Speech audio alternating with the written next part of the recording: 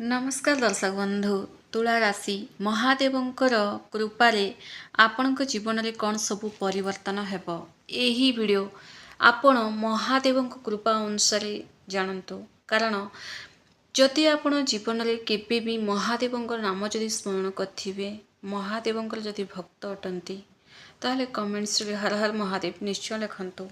ये जो श्रावण मासरे आमे जेतिकी महादेवंकर आराधना करिबा, जेतिकी महादेव को डाकिबा, आम जीवन में समस्त प्रकार दुख कष्ट दूर होगाक लगे। एवं केबे भी ना जदि अधिक दुख अच्छे महादेव सामने बसिकी केबे आखिर लुह केबे काढ़ी आखिर लुह धरला माने जानी जातु से कामटी निश्चय बनीज। कारण आखिर लुह जानी शुणिकी कांदी न था, आत्मारू ही जब आत्मा कांदी थाए से ही बाहरी था आखिर लुह। तुला राशि यही वीडियो माध्यम महादेव आपण को किसी कहवाक चाहते। जदि आप तुला राशि जातक तेबे आज यही वीडियो ना शेष पर्यंत निश्चय देखु। तुला राशि जीवन अनेक कथा विषय जानिबा यही वीडियो माध्यम आपण दुख कौन, जीवन में परिवर्तन किपरि हेब, कौन प्रतिकार करवा सबकिछि जनाजिव। आपण जीवन में बहुत सा अनुभव करेंगे किंतु क्या कही पार थे। तुला राशि व्यक्ति माने ना जीवन बाहर जिते सुंदर और साधारण देखा जाती भितर से सरल नुहे। ये जो राशि लोक मैंने जीवन में शांति सम्मान भल पाइबा और सुंदर संपर्क चाहती किंतु अनेक समय निजर भलपन ही दुख पाई कहीं से मैंने अन्य मन मन को बुझीबार चेष्टा करती, संपर्क को बंचेबा ना निज इच्छा को पछक रखी दियंती। अनेक समय निजे दुखी होई मध्य अन्य को खुशी करने को चेष्टा करथांती। ये जो कारण तुला राशि जीवन में एमती किसी दुख आसी थाए जहाँ को से माने निज हृदय लुचाई रखती। जदि आप तुला राशि एवं यही कथा आपण जीवन सहित जदि मैच करुच्ची तेरे कमेंट्स रे थरे हर हर महादेव लिखि दियंतु। यह सत्य अटे। तुला राशि आपण विषय ही पूरा डिटेल्स रे कहबी वीडियो रे एवं क्यों जगह आप भूल करूँ से आज पछर रोचंती ताहा मध्य कहबी। तुला राशि स्वभाव विषय कहवा गले ना यही राशि लोक मैंने साधारणतः न्याय संतुलन और शांति को पसंद करती। आपण कहा सहित अन्याय करने को चाहती नहीं एवं निज सहित अन्याय हो यह चाहती नहीं किंतु जीवन सबुठ बड़ परीक्षा एठी ही आसे। कारण समस्त लोक ना आपण भले भावती ना, कहीं आपण भल मनर फायदा नहीं पारे, कहीं आपणकर निरवता को दुर्बलता भाविपारे एवं कहीं आपणकर भल पाइबार मूल्य ही बुझी न पारे।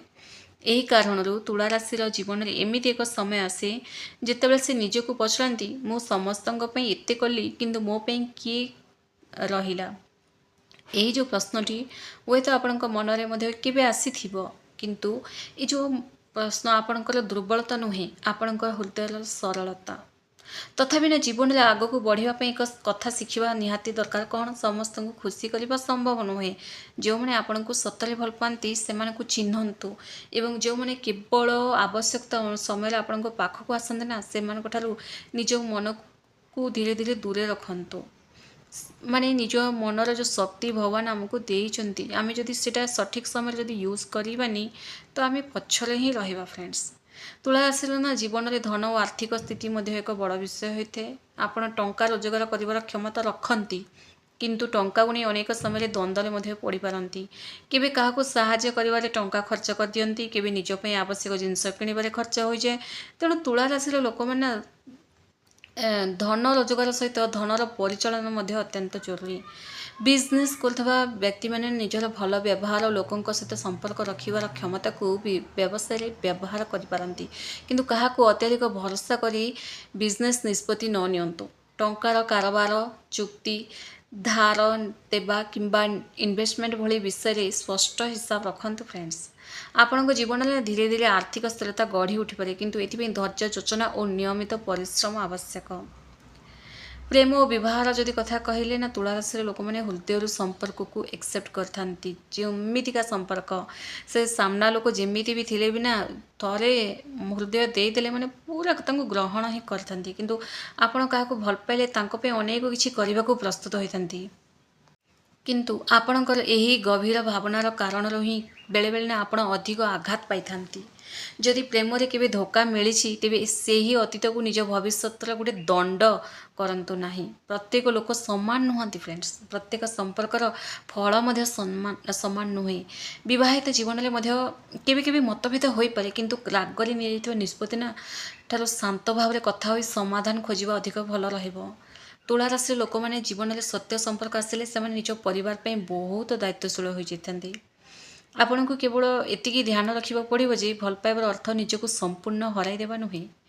ଏବଂ ଯିଏ ଏମାନଙ୍କୁ ଭଲ ପାଇଥାନ୍ତି ନା ତୁଳା ରାଶି ବାଲାଙ୍କୁ, ତାଙ୍କ ମାନେ ସେ ଝିଅର ପରିବାର ପ୍ରତି ବି ଏମାନେ ସାହାଯ୍ୟ କରିବାକୁ ଚେଷ୍ଟା କରିଥାନ୍ତି, ବା ଯଦି ସେ ଝିଅଟି ଯଦି ପୁଅଟାକୁ ଭଲ ପାଆନ୍ତି ନା, ସେ ପୁଅର ମାନେ ପରିବାରକୁ ମଧ୍ୟ ସାହାଯ୍ୟ କରିଥାନ୍ତି।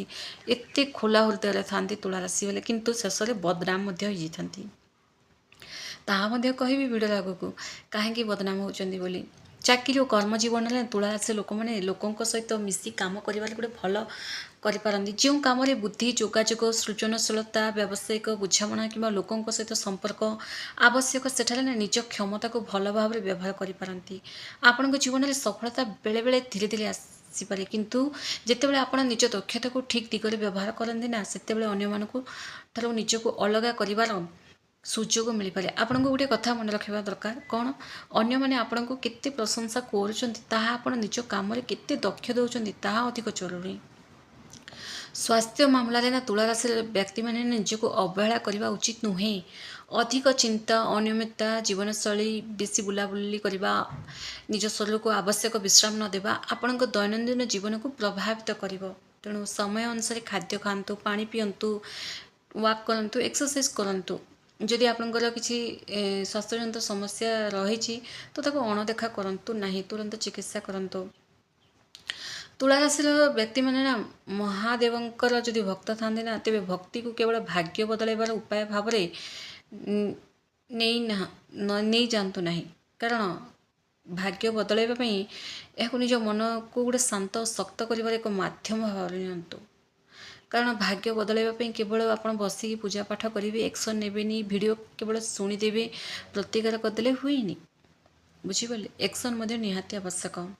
ତେଣୁ ଭଲ କର୍ମ କରନ୍ତୁ, ନିଜ ଜୀବନରେ ସତ୍ୟ ଓ ନ୍ୟାୟର ପଥ ଚାଲିବାକୁ ଚେଷ୍ଟା କରନ୍ତୁ। କାରଣ ଜୀବନର ସବୁଠାରୁ ବଡ଼ ଶକ୍ତି କେବଳ ଭାଗ୍ୟ ନୁହେଁ ଫ୍ରେଣ୍ଡସ୍, ଆପଣଙ୍କର ଚିନ୍ତା, ଆପଣଙ୍କର ପଜିଟିଭ୍ ଥିଙ୍କିଂ, ଆପଣଙ୍କର କର୍ମ, ଆପଣଙ୍କର ଧୈର୍ଯ୍ୟ, ଆପଣଙ୍କର ଡିସିଜନ୍ ଆପଣଙ୍କୁ ଜୀବନକୁ ଗଢ଼ିଥାଏ।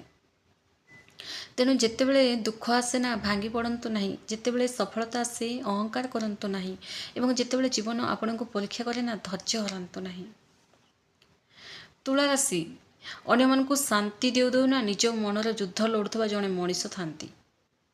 କିନ୍ତୁ ଆପଣ ଜୀବନରେ କିଛି ସମୟ ଏମିତି ବି ଆସିବେ ଯେତେବେଳେ ଲାଗିବ ସବୁକିଛି ଆପଣଙ୍କ ବିରୋଧରେ ହିଁ ଯାଉଛି, କିନ୍ତୁ ସେହି ସମୟରେ ମନେ ରଖନ୍ତୁ ଆପଣଙ୍କର ବିରୋଧରେ ଯାଉଛି ଯେଉଁ ଲାଗୁଛି ନା, ଆପଣଙ୍କର ଗୋଟିଏ ଭୁଲ ଅଧ୍ୟାୟ ଆପଣଙ୍କର ସମ୍ପୂର୍ଣ୍ଣ ଜୀବନର କାହାଣୀ ନୁହେଁ। ଆପଣ ଆଜି ଯେଉଁଠାରେ ଅଛନ୍ତି ନା, ସେଠାରୁ ମଧ୍ୟ ନୂଆ ଆରମ୍ଭ କରିପାରିବେ।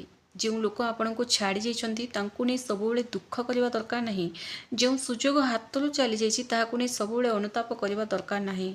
ଆଗରେ ଆହୁରି ଅନେକ ଦିନ ରହିଛି ଫ୍ରେଣ୍ଡସ୍, ଆହୁରି ଅନେକ ସୁଯୋଗ ଆସିବ। ଆପଣ ନିଜ ପରିଶ୍ରମରେ ନିଜ ଜୀବନକୁ ନୂଆ ଦିଗ ଦେବେ।